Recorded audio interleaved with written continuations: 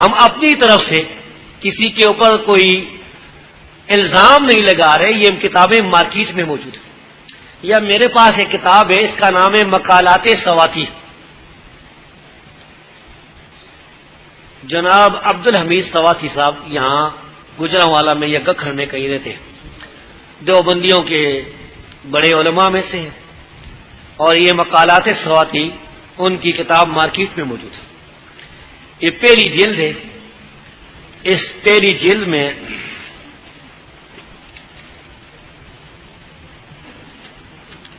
صفحہ نمبر 375 پر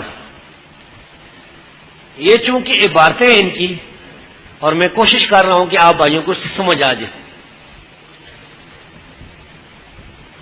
تو یہ باتیں میں آپ کے سامنے رکھ رہا ہوں. کہتے ہیں کہ عبدالحمید صاحب، علماء دیوبند کے اکابر مولانا محمد قاسم نانوتوی اور مولانا مدنی اور دیگر اکابر مسئلہ وحدت الوجود کے قائل تھے، اس عقیدے کو مانتے تھے. حضرت نانوتوی کا رسالہ بھی اس مسئلہ پر موجود ہے، اور متعدد مکاتیب میں بھی اس مسئلہ کا ذکر ہے، اور حضرت مولانا حسین احمد مدنی کے مکاتیب میں بھی اس مسئلہ کی تصویب موجود ہے. تو آپ کو یہ سمجھ آ رہی ہے کہ یہ حوالے ان کی اپنی کتابوں میں لکھے ہوئے ہیں جو وحدت الوجود کو اپناتے ہیں. اب وحدت الوجود کی وجود ایک ہی ہے، یہ عقیدہ قرآن اور حدیث کے بھی خلاف ہے. یہ صحابہ سے بھی ثابت نہیں، تابعین سے بھی ثابت نہیں، یہ اماموں سے بھی ثابت نہیں، امام ابو حنیفہ رحمۃ اللہ علیہ سے بھی ثابت نہیں، اور بھی کسی جلیل القدر سے ثابت ہے.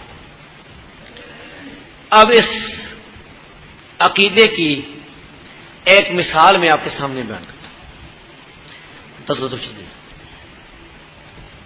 ایک صاحب تھے جن کا نام تھا ضامن علی جلال آبادی. ضامن علی جلال آبادی، ان کا ذکر کرتے ہوئے جناب رشید احمد لدھیانوی صاحب، رشید احمد گنگوئی صاحب، وہ کہتے ہیں کہ یہ تو توحید میں غرق تھے، یعنی پکے توحیدی تھے. پھر ان کا واقعہ بیان کرتے ہیں. میرا خیال ہے کہ میں اپنے الفاظ میں بیان کر لوں. بہرحال یہ کتاب ہے، اگر کوئی آدمی حوالہ دیکھنا چاہے گا تو ہم بیان کر دیں گے. چونکہ یہ پرانی اردو ہے تو عین ممکن ہے کہ بعض بھائیوں کو اردو کے سمجھنے میں تکلیف ہوتی ہو. ان کی لکھنؤ میں کچھ مریدنیاں تھیں. وہ وہاں پر گئے اپنے مریدوں کے پاس، مریدیوں کے پاس، سہارنپور میں، ہاں سہارنپور میں. تو وہ ایک مکان میں بیٹھے ہوئے تھے، ان کی مریدیاں ان کے پاس آئیں. ان مریدیوں میں سے پتا چلا کہ ایک مریدنی ایک نہیں آئی عورت. انہوں نے پوچھا کہ فلاں کیوں نہیں آئی؟ تو وہ جو رنڈیاں تھی نا، وہ گنہگار عورتیں تھیں، فاحشہ عورتیں تھیں. انہوں نے کہا کہ وہ جو ہے وہ نہیں آتی ہے،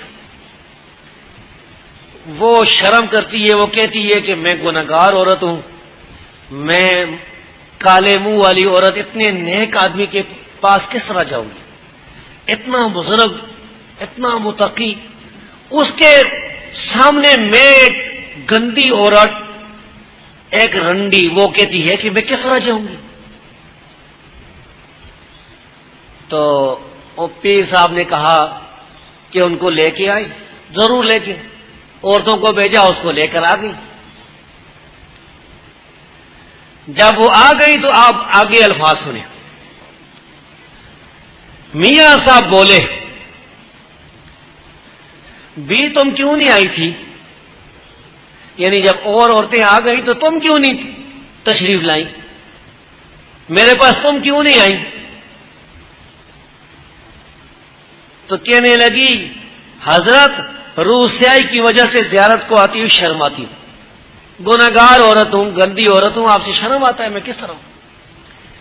میاں صاحب بولے بھی تم شرماتی کیوں ہو اور شرم کیوں کرتی ہو؟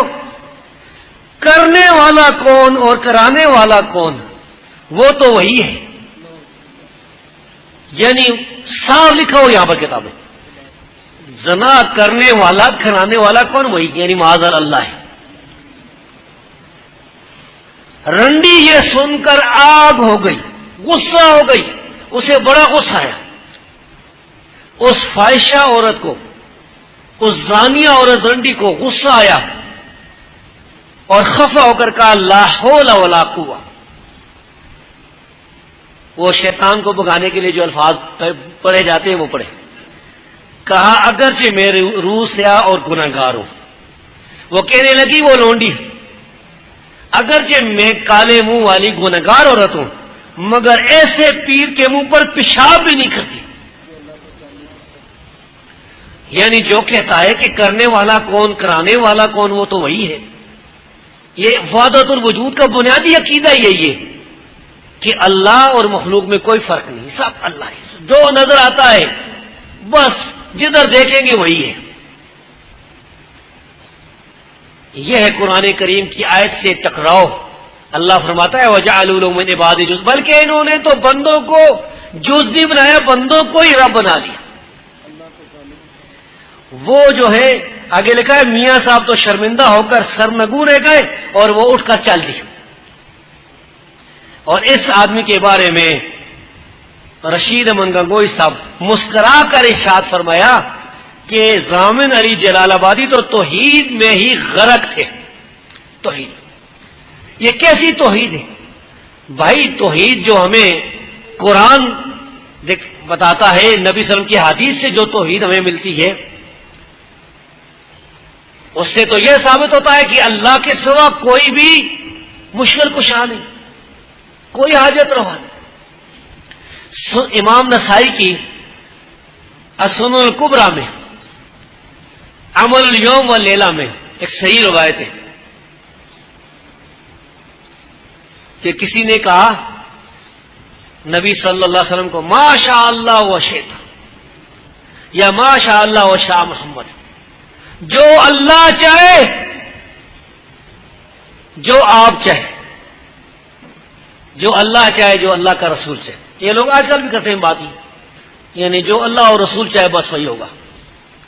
اس وقت بھی کسی نے کہہ دیا، نبی صلی اللہ علیہ وسلم نے فرمایا جعلتنی للہ ندا،